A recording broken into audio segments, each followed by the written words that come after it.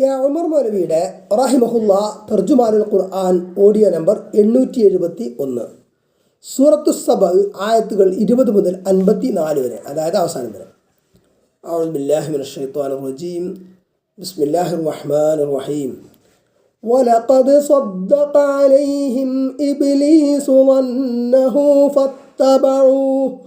فاتبعوه إلا فريقا من المؤمنين وما كان له عليهم من سلطان إلا لنعلم من يؤمن بالآخرة ممن هو منها في شك وربك على كل شيء حفيظ. قل ادعوا الذين زعمتم من دون الله لا يملكون مثقال ذرة في السماوات ولا في الأرض وما لهم فيهما من شرك وما له منهم من ظهير. ولا تنفع الشفاعة عنده إلا لمن أذن له حتى إذا فزع عن قلوبهم قالوا ماذا قال ربكم قالوا الحق وهو العلي الكبير. قل من يرزقكم من السماوات والأرض قل الله وإنا أو إياكم لعلى هدى أو في ضلال مبين. قل لا تسألون عما أجرمنا ولا نسأل عما تعملون. قل يجمع بيننا ربنا ثم يفتح بيننا بالحق وهو الفتاح العليم. قل أروني الذين ألحقتم به شركاء كلا بل هو الله العزيز الحكيم. وما أرسلناك إلا كافة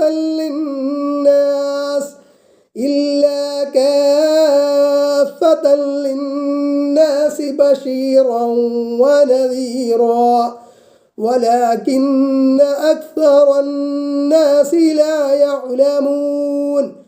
ويقولون متى هذا الوعد إن كنتم صادقين. قل لكم ميعاد يوم لا تستأخرون عنه ساعة ولا تستقدمون. وقال الذين كفروا لن نؤمن بهذا القرآن ولا بالذي بين يديه ولو ترى إذ الظالمون موقوفون عند ربهم يرجع بعضهم إلى بعض القول يقول الذين استضعفوا للذين استكبروا لولا أنتم لكنا مؤمنين.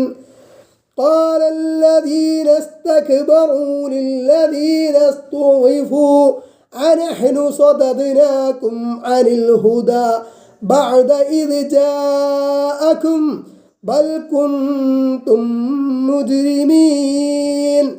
وقال الذين استضعفوا للذين استكبروا بل مكر الليل والنهار إذ تأمروننا أن نكفر بالله ونجعل له أندادا وأسروا الندامة لما رأوا العذاب وجعلنا الأغلال في أعناق الذين كفروا هل يجزون إلا ما كانوا يعملون.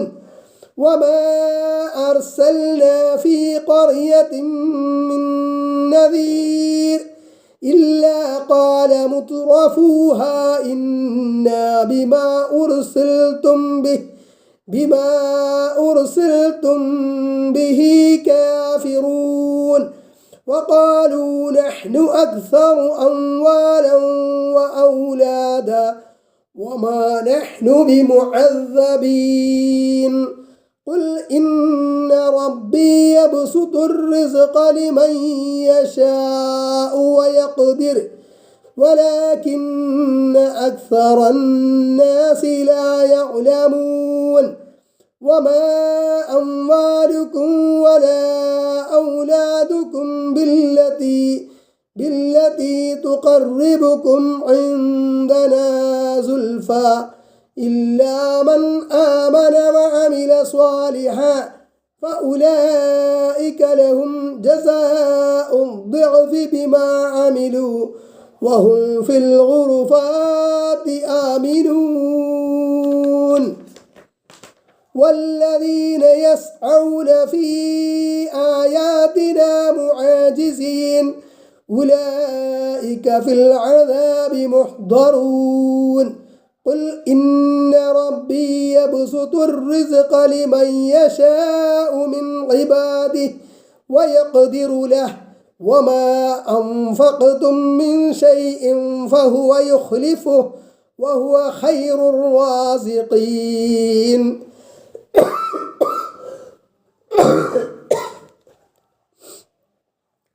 ويوم يحشرهم جميعا ثم يقول للملائكة أهؤلاء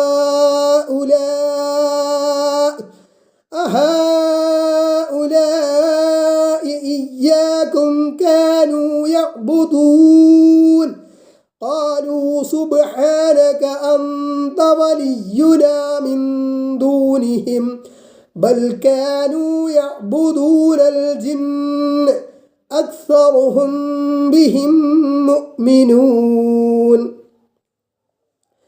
فاليوم لا يملك بعضكم لبعض نفعا ولا ضرا ونقول للذين ظلموا ذوقوا عذاب النار التي كنتم بها تكذبون وإذا تتلى عليهم آياتنا بينات قالوا ما هذا إلا رجل يريد أن يصدكم عما كان يعبد آباؤكم وقالوا ما هذا إلا إفك مفترى وقال الذين كفروا للحق لما جاءهم إن هذا إلا سحر مبين وما آتيناهم من كتب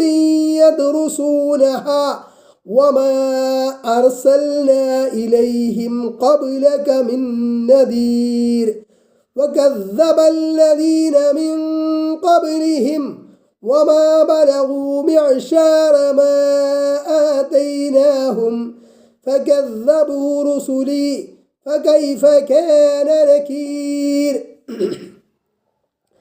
قل إنما أعظكم بواحدة أن تقوموا لله مثنى وفرادا ثم تتفكروا ما بصاحبكم من جنة إن هو إلا نذير لكم بين يدي عذاب شديد قل ما سألتكم من أجر فهو لكم إن أجري إلا على الله وهو على كل شيء شهيد قل إن ربي يقذف بالحق علام الغيوب قل جاء الحق وما يبدئ الباطل وما يعيد قل إن ضللت فإنما أضل على نفسي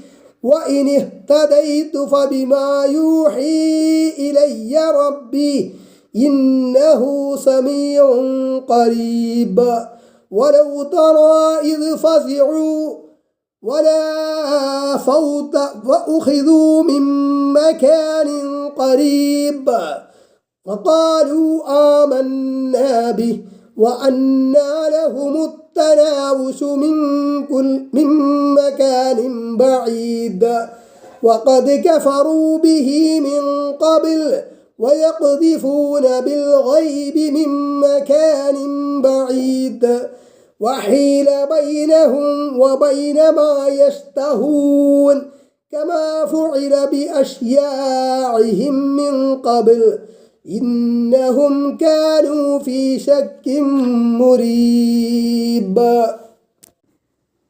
ഉമർ മൗലവിയുടെ റഹിമഹുല്ല തർജുമാനുൽ ഖുർആൻ audio number 872, സൂറത്തു സബ ആയത്ത് 20, പേജ് നമ്പർ 1503. വലഖദ് സ്വദ്ദഖ അലൈഹിം ഇബ്ലീസു ളന്നഹു, തീർച്ചയായും ഇബ്ലീസ് തൻ്റെ ധാരണ അവരെ സംബന്ധിച്ച് അർത്ഥവത്താക്കിയിരിക്കുന്നു. നിഷ്കളങ്കരല്ലാത്തവരെ വഴിപിഴപ്പിക്കുമെന്ന് ഇബ്ലീസ് ശപഥം ചെയ്തത് സത്യമായി. ഫത്തബഊഹു ഇല്ലാ ഫരീഖം മിനൽ മുഅ്മിനീൻ, അങ്ങനെ വിശ്വാസികളിൽ ഒരു കൂട്ടരൊഴികെ മറ്റുള്ളവർ അവനെ പിൻപറ്റി. ആയത്ത് 21. വമാ കാന ലഹു അലൈഹിം മിൻ സുൽത്താനിൻ, അവന് അവരുടെ മേൽ യാതൊരു അധികാരവും ഉണ്ടായിരുന്നില്ല. നിഷ്കളങ്കരും വിശ്വാസികളുമായവരെ സ്വാധീനിക്കാൻ പിശാചിന് കഴിയില്ല. ദേഹേച്ഛകളെ പിൻപറ്റുന്നവരെയാണ് അവൻ പ്രലോഭിപ്പിക്കുക.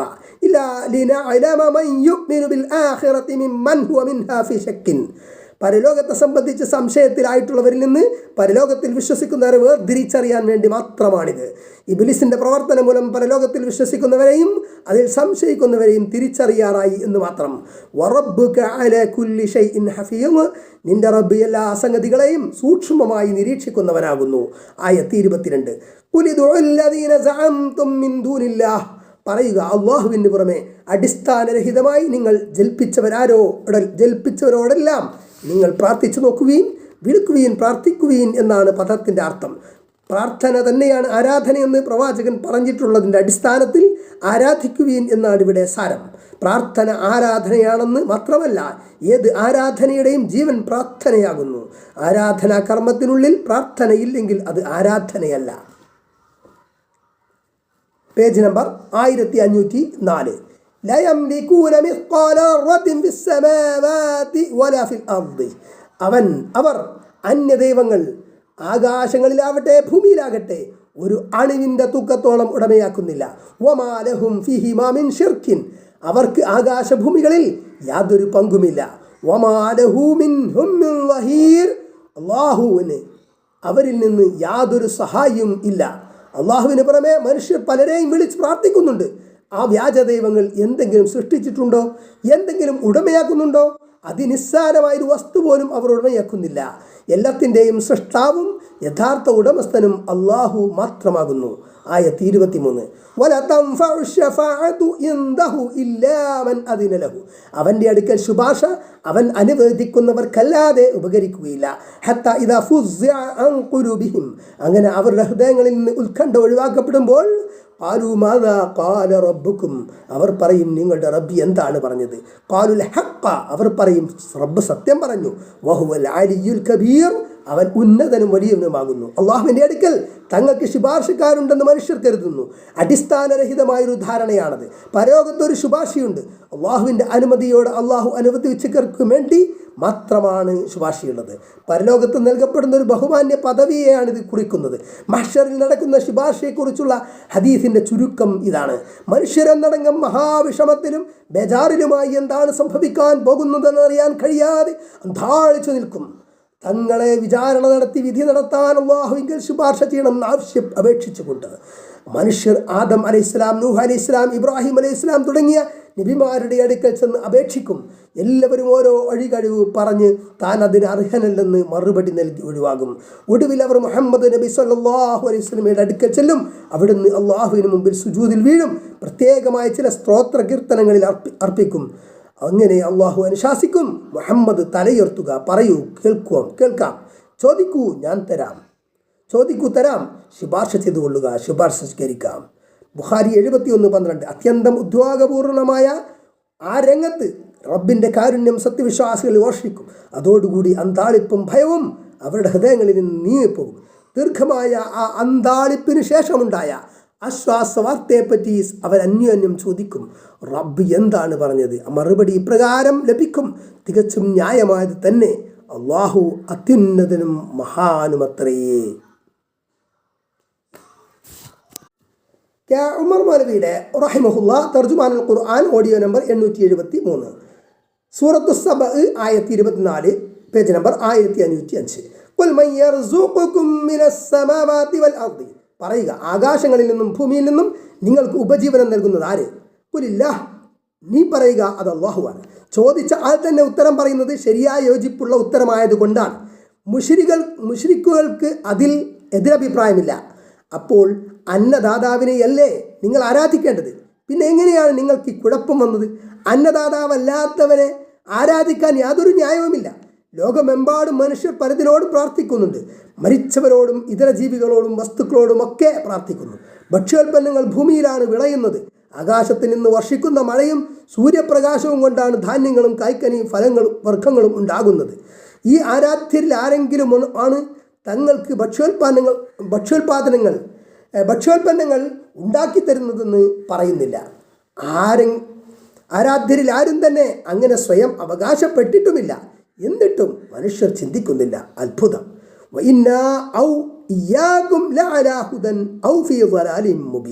നിശ്ചയമായും ഒന്നുകിൽ ഞങ്ങൾ അല്ലെങ്കിൽ നിങ്ങൾ സന്മാർഗത്തിൽ തന്നെയാകുന്നു, അതിൽ അല്ലെങ്കിൽ വ്യക്തമായ വഴികേട്. സൃഷ്ടാവും അന്നദാതാവും അള്ളാഹുവാണെന്ന് നിങ്ങൾ അംഗീകരിക്കുന്ന സ്ഥിതിക്ക് അള്ളാഹുവിനെ മാത്രം ആരാധിക്കുന്നവരാണോ ദുർമാർഗത്തിൽ, അതോ ബഹുദൈവാരാധകരായ നിങ്ങളോ? രണ്ടിലൊരു കൂട്ടർ ദുർമാർഗത്തിലാണോ നിങ്ങൾ ചിന്തിക്കാത്തതെന്ത്? രണ്ടിലൊരു കൂട്ടർ ദുർമാർഗത്തിലാണല്ലോ നിങ്ങൾ ചിന്തിക്കാത്തതെന്ത്. അതായത് ശരിക്കും ചിന്തിച്ചാൽ അള്ളാഹുവിനെ മാത്രം ആരാധിക്കുന്നവരാണ് ശരിയായ മാർഗത്തിൽ എന്ന് മനസ്സിലാകും എന്നർത്ഥം. ആയത്ത് 25. പറയുക, ഞങ്ങൾ കുറ്റം ചെയ്തതിനെപ്പറ്റി നിങ്ങൾ ചോദിക്കപ്പെടുകയില്ല. നിങ്ങൾ ചെയ്യുന്നതിനെപ്പറ്റി ഞങ്ങളും ചോദിക്കപ്പെടുകയില്ല. ഓരോരുത്തരും അവനവൻ ചെയ്യുന്ന തെറ്റുകൾക്കും പാപങ്ങൾക്കും ഉത്തരവാദിയായിരിക്കും. ചിന്തിക്കാൻ തയ്യാറില്ല എന്നതാണ് പ്രശ്നം. തയ്യാറില്ലെങ്കിൽ പിന്നെ നിവൃത്തിയില്ല, ഫലം അനുഭവിക്കേണ്ടി വരും തീർച്ച. ആയത്ത് 26. പറയുക, നമ്മുടെ റബ്ബ് നമ്മെ തമ്മിൽ ഒരുമിച്ച് കൂട്ടുന്നതാകുന്നു. പിന്നെ സത്യപ്രകാരം വിധി നടത്തുന്നതുമാകുന്നു. ഇപ്പോൾ നിങ്ങൾ ചിന്തിക്കാൻ തയ്യാറില്ലെങ്കിൽ അത്തരത്തിലുള്ളവരെയെല്ലാം ഒരുമിച്ച് കൂട്ടി റബ്ബ് തീരുമാനം നടപ്പാക്കുന്ന ദിവസം വരാനുണ്ടെന്ന് ഓർമ്മയിരിക്കട്ടെ എന്ന് താക്കീത് ചെയ്യുന്നു. Page number 1506. വഹുവൽ ഫത്താഹുൽ അലീം, അവൻ സർവജ്ഞനായ വിധികർത്താവാകുന്നു. ആയത്ത് 27. ഖുൽ അറൂനിയല്ലദീന അൽഹഖതും ബിഹി ശുറകാ, പറയുക, അല്ലാഹുവിന് പങ്കുകാരായി നിങ്ങൾ അവരോട് കൂട്ടിച്ചേർത്തിട്ടുള്ളവരെ എനിക്ക് നിങ്ങൾ കാണിച്ചു തരുവീൻ. കല്ലാ ബൽ ഹുവ അല്ലാഹുൽ അസീസുൽ ഹകീം, അങ്ങനെയല്ല, അവൻ പ്രതാപശാലിയും അഗാധജ്ഞനുമായ അള്ളാഹു ആകുന്നു. സൃഷ്ടാവിന് സമന്മാരെ സങ്കല്പിച്ച് അവരെ വിളിച്ചു തേടുകയും പ്രാർത്ഥിക്കുകയും ചെയ്യുന്നുണ്ടല്ലോ. അള്ളാഹുവിൻ്റെ ഉന്നതമായ കഴിവുകളോ ശക്തിവിശേഷണങ്ങളോ മറ്റാർക്കെങ്കിലും ഉണ്ടോ? ഭാഗികമായെങ്കിലും ഇവരുടെ വ്യാജ ദൈവങ്ങൾക്കുണ്ടോ? അങ്ങനെ ഇല്ല തന്നെ. ഉണ്ടെങ്കിൽ കാണിച്ചു തരാൻ വെല്ലുവിളിക്കുകയാണ് ഇവിടെ. ആയത്ത് 28. വമാ അർസൽനാക ഇല്ലാ കാഫതൻ ലിന്നാസി ബശീറൻ വനദീറ, സന്തോഷ വാർത്ത അറിയിക്കുന്നവനും താക്കീത് നൽകുന്നവനുമായി മനുഷ്യർക്കാകമാനമായിട്ടല്ലാതെ നിന്നെ നാം നിയോഗിച്ചിട്ടില്ല. വലകിന്ന അക്സറ അന്നാസി ലാ യഅലമൂൻ, പക്ഷേ അധിക ജനങ്ങളും അറിയുന്നില്ല. മുൻകഴിഞ്ഞ പ്രവാചകന്മാരെല്ലാവരും അവരവരുടെ ജനതകളിലേക്ക് അയക്കപ്പെട്ട ദൂതന്മാരായിരുന്നു. മുൻ വേദങ്ങളും അങ്ങനെ തന്നെ. എന്നാൽ അന്ത്യദൂതനായ മുഹമ്മദ് നബി സ്വല്ലല്ലാഹു അലൈഹി വസല്ലമ മനുഷ്യ സമുദായത്തിന് ആഗമനമായി നിയോഗിക്കപ്പെട്ടിരിക്കുന്നു. അറാഫ് 158 ഇക്കാര്യം വ്യക്തമാക്കുന്നുണ്ട്. അതുപോലെ ലോകാവസാനം വരെയുള്ള മനുഷ്യർക്കെല്ലാമുള്ള വേദമാണ് ഖുർആൻ. ഇനിയൊരു പ്രവാചകനോ വേദമോ വരില്ല. സന്മാർഗം പിൻപറ്റിയവർക്ക് സന്തോഷ വാർത്തയും അത് സ്വീകരിക്കാത്തവർക്ക് താക്കീതും നൽകുകയെന്ന ബാധ്യത പ്രവാചകന്മാർ നിർവഹിച്ചു.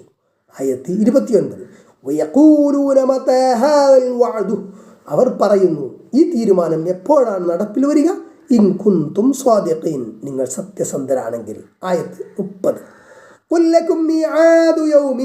പറയുക, നിങ്ങൾക്ക് ഒരു നിശ്ചിത ദിവസമുണ്ട്. ലാ തസ്തഖിറൂന അൻഹു സഅതൻ, നിങ്ങൾ അത് വിട്ട് ഒരു നിമിഷം പിന്നോട്ട് പോവുകയില്ല. വലാ തസ്തഖദിമൂൻ, അന്ത്യദിനം നിങ്ങൾ മുന്നോട്ട് പോകുകയുമില്ല.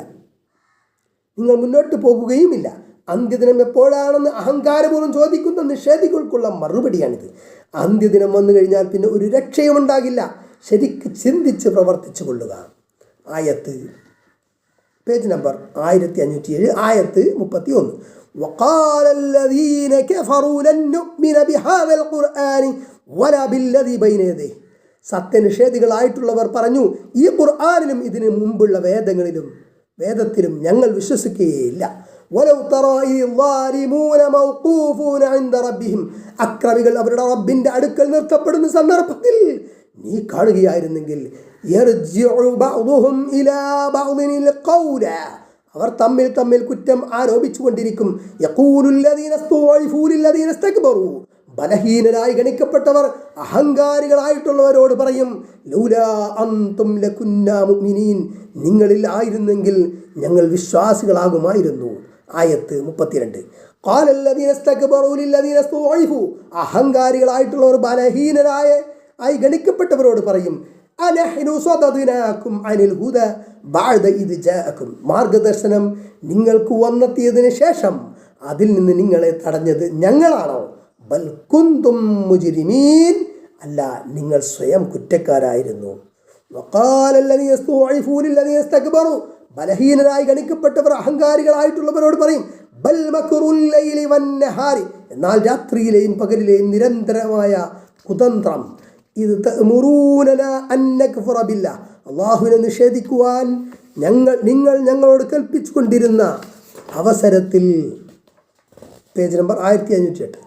വനജഅല ലഹു അൻദാദ, അല്ലാഹുവിനെ ഞങ്ങൾ സമന്മാരാക്കുവാനും. വഅസറുൻ നദാമത ലമ്മാ റഅഉൽ അദാബ, ശിക്ഷ കാണുമ്പോൾ അവർ ഖേദം ഇരുഭാഗം മറച്ചു പിടിക്കും. വജഅൽനൽ ഔലാല ഫീ അഅനാഖിൽ ലദീന കഫറൂ, നിഷേധികളായിട്ടുള്ളവരുടെ കഴുത്തുകളിൽ നാം ചങ്ങലകൾ വെക്കുകയും ചെയ്യും.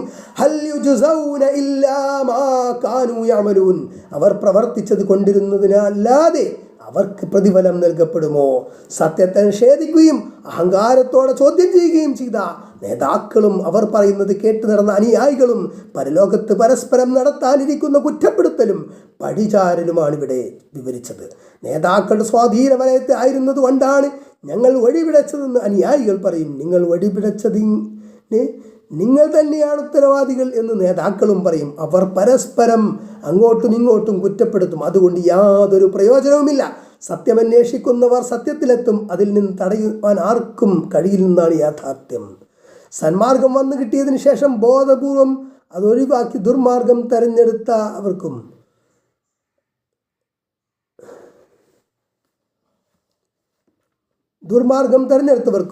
അവർക്ക് നേതൃത്വം കൊടുത്തവർക്കും എല്ലാം കഠിനമായ ശിക്ഷ ലഭിക്കും. പരസ്പരം കുറ്റപ്പെടുത്തി രക്ഷപ്പെടാൻ മാർഗമില്ലാതെ അപമാനവും നിരാശയും കാരണമായി രണ്ടു കൂട്ടരും മൗനമവലംബിച്ച് ദുഃഖം മറച്ചു വെക്കുമെന്നും ഖുർആൻ ചൂണ്ടിക്കാണിക്കുന്നു. ഓരോരുത്തരും അവനവൻ പ്രവർത്തിച്ചതിന്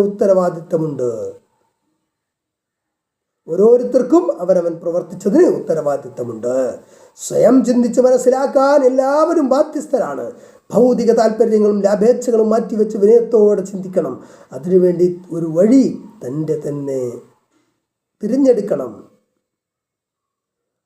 അതിനുശേഷം തൻ്റെ വഴി താൻ തന്നെ തിരഞ്ഞെടുക്കണം. കൂട്ടുകാരോ നാട്ടുകാരോ ബന്ധുക്കളോ ഭൂരിപക്ഷമോ ഒന്നും പരിഗണിക്കരുത്.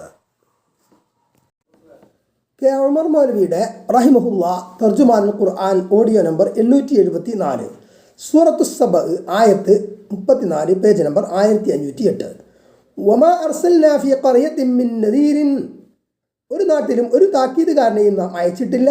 ഇല്ലാ ഖാല മുത്രഫൂഹാ ഇന്നാ ബിമാ ഉർസിൽതും ബിഹി കാഫിറൂൻ, അവിടെയുള്ള സുഖലോലുപന്മാർ പറഞ്ഞിട്ടല്ലാതെ നിങ്ങൾ ഏതൊരു വിഷയവുമായി നിയോഗിക്കപ്പെട്ടുവോ ഞങ്ങൾ അത് നിഷേധിക്കുന്നവരാകുന്നു എന്ന്.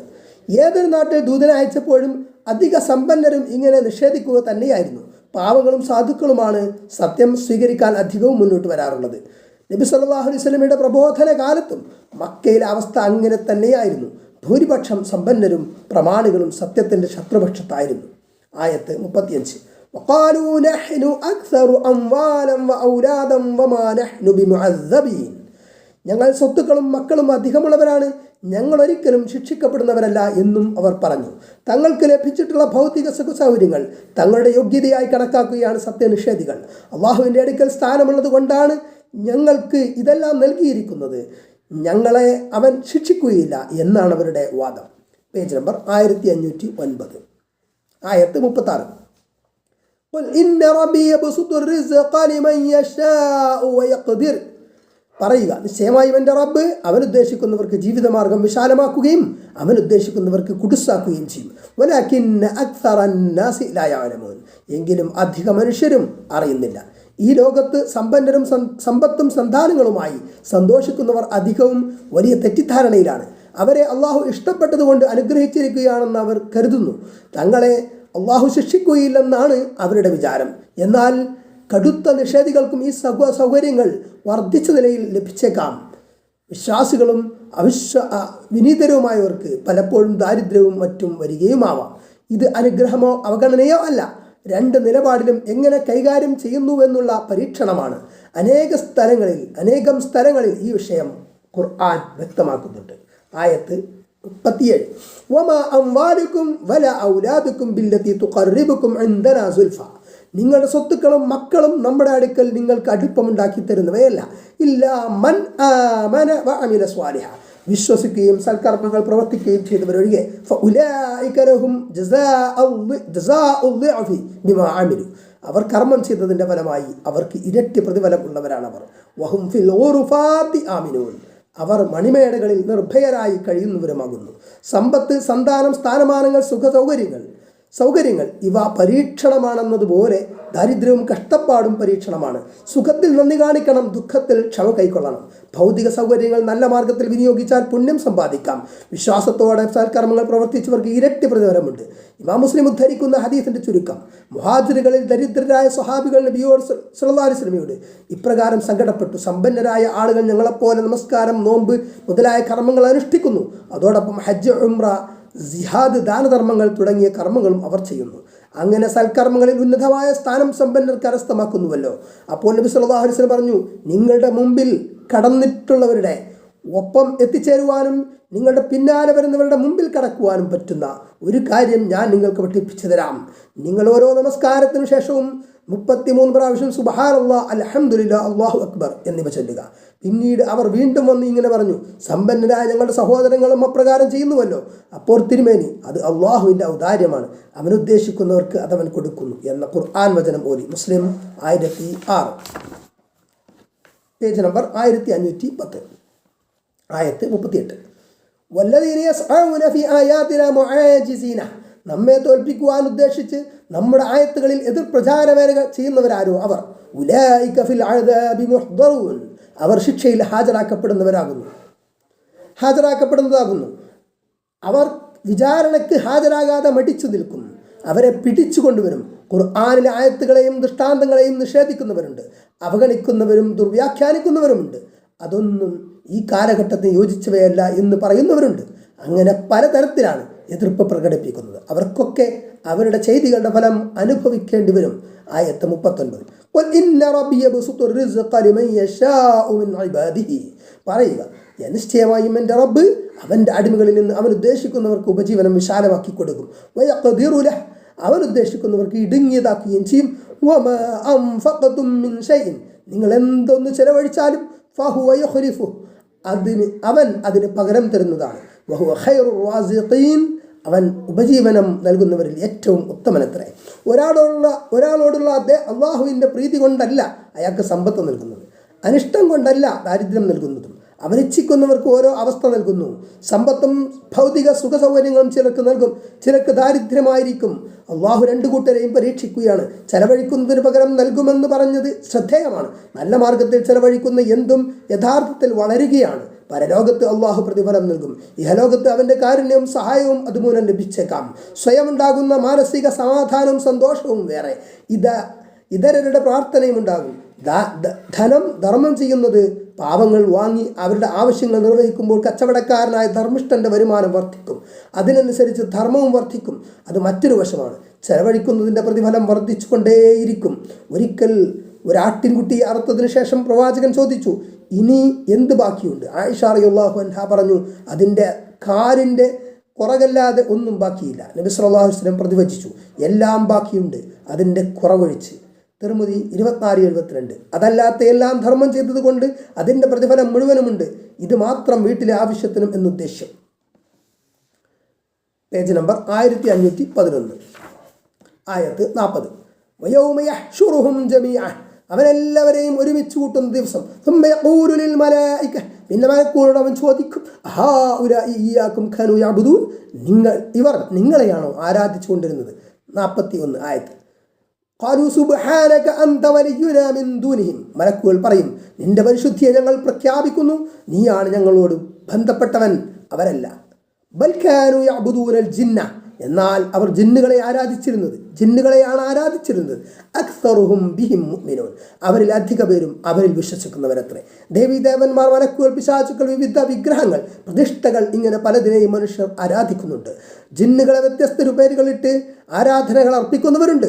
അസാധാരണ കഴിവുകൾ അവർക്കുണ്ടെന്നും അദൃശ്യകാര്യങ്ങൾ അവരറിയുമെന്നും മൂഢജനങ്ങൾ വിശ്വസിക്കുന്നു. മലക്കുകളോട് ആരാധന നടത്തിയിരുന്നവരെ ചൂണ്ടി അള്ളാഹു ചോദിക്കുമ്പോൾ, ഞങ്ങളുടെ അറിവോ സമ്മതമോ ഇല്ലാതെയാണ് അവരങ്ങനെ ചെയ്തിരുന്നതെന്ന് മലക്കുകൾ പറയും. തങ്ങൾ ആരാധിക്കപ്പെടുന്നത് ഇഷ്ടപ്പെടുന്നവരെ അള്ളാഹു ശിക്ഷിക്കും. ഈസാ നബി അലൈഹി സ്വലാമയും അതുപോലെ പല മഹാത്മാക്കളും മലക്കുകളെ ഒക്കെ ആരാധിക്കപ്പെടുന്നതിന് അവർ ഉത്തരവാദികളല്ല. കാരണം അവരുടെ അറിവോ അംഗീകാരമോ അതിനില്ല. യഥാർത്ഥത്തിൽ അവർ ആരാധിച്ചിരുന്നത് ജിന്നുകളെ ആയിരുന്നു എന്ന് ഖുർആൻ വ്യക്തമാക്കുന്നത് പ്രത്യേകം ശ്രദ്ധേയമാണ്.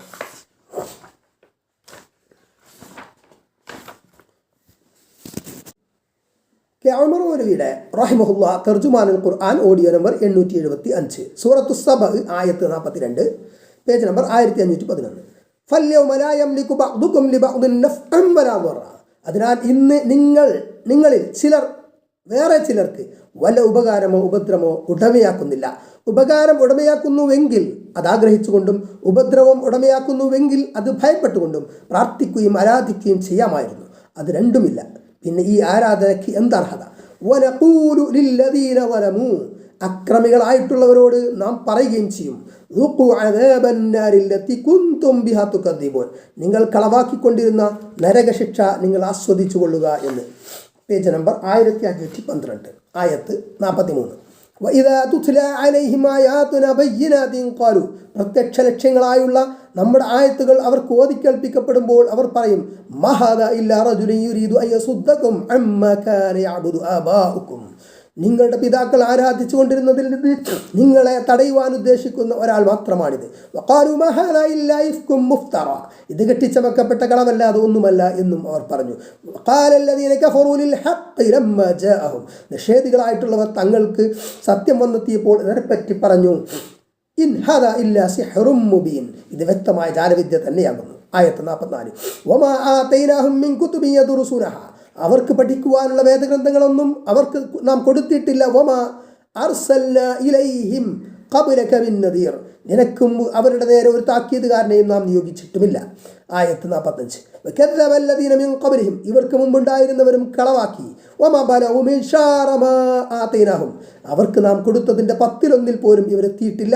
ഫകദ്ദബു റുസുലി, അവർ എൻ്റെ ദൂതന്മാരെ കളവാക്കി. ഫകൈഫ കാന നകീർ, അപ്പോൾ എൻ്റെ രോഷം എങ്ങനെയുള്ളതായിരുന്നു. പൂർവ്വപിതാക്കളുടെ മതത്തിലാണ് തങ്ങളെന്ന് മക്ക മുശ്രിക്കുകൾ വാദിച്ചിരുന്നു. അത് ശരിയായ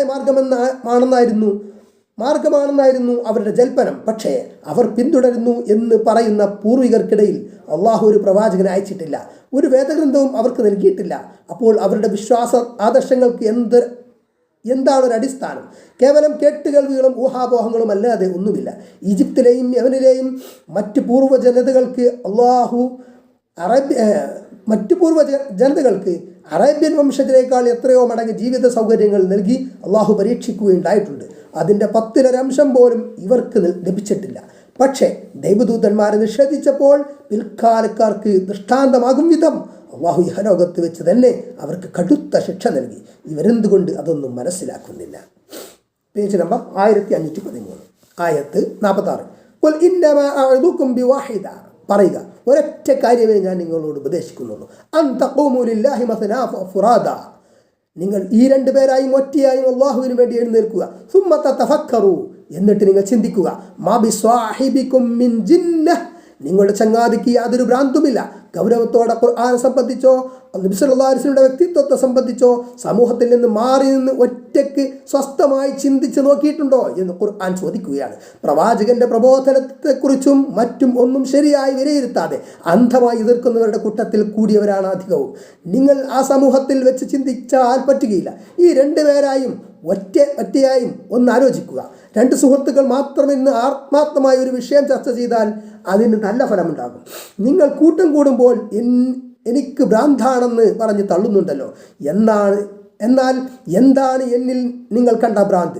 അതായത് ഭ്രാന്തന്മാരുടെ എന്ത് സ്വഭാവമാണ് നിങ്ങൾ എന്നിൽ കണ്ടത്? 40 വയസ്സ് വരെ അവർക്കിടയിൽ സത്യസന്ധനും വിശ്വസ്തനും വിവേകിയും സൽസ്വഭാവിയുമാണെന്ന് അവർക്ക് നേരിട്ടറിയാവുന്നയാളെ ഇങ്ങനെ തള്ളിക്കളയുന്നതിന് എന്തർത്ഥമാണുള്ളത്? പണ്ഡിതന്മാർ ഇവിടെ ഒരു കാര്യവും കൂടി ചൂണ്ടിക്കാണിക്കുന്നു. ഒരാളെ ഉപദേശിക്കുമ്പോൾ മറ്റുള്ളവർ അറിയാത്ത നിലയിൽ സ്വകാര്യമായാണെങ്കിൽ അതിന് നല്ല ഫലം മിക്കവാറും ഉണ്ടാകും. എന്നാൽ പരസ്യമായാണ് എങ്കിൽ മിക്കവാറും വിപരീത ഫലമായിരിക്കും.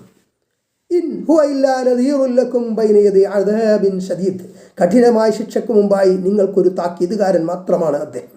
നിങ്ങൾ അപകടത്തിലേക്കാണ് നീങ്ങുന്നതെന്ന് മുന്നറിയിപ്പ് നൽകുകയാണ്. ആ അപകടത്തിൽ നിന്ന് രക്ഷപ്പെടാനുള്ള മാർഗം പറഞ്ഞു തരുന്നത് ഇങ്ങനെ ഭ്രാന്താകും. ആയത്ത് 47.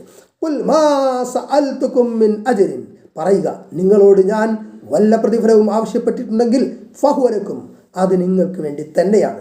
നിങ്ങൾ എൻ്റെ ഉപദേശം ശരിക്ക് കേട്ട് മനസ്സിലാക്കുകയും പിൻപറ്റുകയും അങ്ങനെ നിങ്ങൾ അല്ലാഹുവിൻ്റെ ശിക്ഷയിൽ നിന്ന് മോചനം നേടുകയും ചെയ്യണമെന്നാണ് എൻ്റെ ആഗ്രഹം. വേറെ യാതൊന്നും ഞാൻ ആഗ്രഹിച്ചിട്ടില്ല. ഭൗതികമായ ഒരു താല്പര്യവും എനിക്കില്ല. നിങ്ങൾ സന്മാർഗം സ്വീകരിച്ചാൽ അതിൻ്റെ ഫലം നിങ്ങൾക്ക് തന്നെയാണ്. ഇൻ അജ്രിയ ഇല്ല അലല്ലാഹ്, എനിക്കുള്ള പ്രതിഫലം അല്ലാഹുവിൽ നിന്ന് മാത്രമാണ്. Page number 1514. വേറെ ആർക്കും എനിക്ക് പ്രതിഫലം തരാൻ കഴിയുകയില്ല. വഹുവ അലാ കുല്ലി ഷൈഇൻ ഷഹീദ്, അവൻ എല്ലാ സംഗതിക്കും സാക്ഷിയാണ്. ആയത്ത് 48. ഖുൽ ഇന്ന റബ്ബി യഖ്ദിഫു ബിൽ ഹഖ്, പറയുക, നിശ്ചയമായും എൻ്റെ റബ്ബ് സത്യത്തെ ഇട്ടുതരുന്നു. അല്ലാമുൽ ഗുയൂബ്, അദൃശ്യങ്ങൾ പൂർണ്ണമായി അറിയുന്നവനാകുന്നു അവൻ. ആയത്ത് 49. ഖുൽ ജാഅൽ ഹഖ്, പറയുക, സത്യം വന്നു കഴിഞ്ഞു. വമാ യുബ്ദിഉൽ ബാതിലു വമാ യുഈദ്, അസത്യം ഒന്നിനും തുടക്കമിടുകയില്ല, അത് ആവർത്തിക്കുകയുമില്ല. സർവജ്ഞനായ അള്ളാഹു അറിയിച്ചു തരുന്നതാണ് യാഥാർത്ഥ്യമായിട്ടുള്ളത്.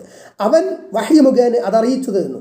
ന്യായം, സത്യം, ശരിയായത്, ധർമ്മം, ബാധ്യത, അവകാശം തുടങ്ങിയ അർത്ഥങ്ങളുള്ള പദമാണ് ഹക്ക് എന്നത്.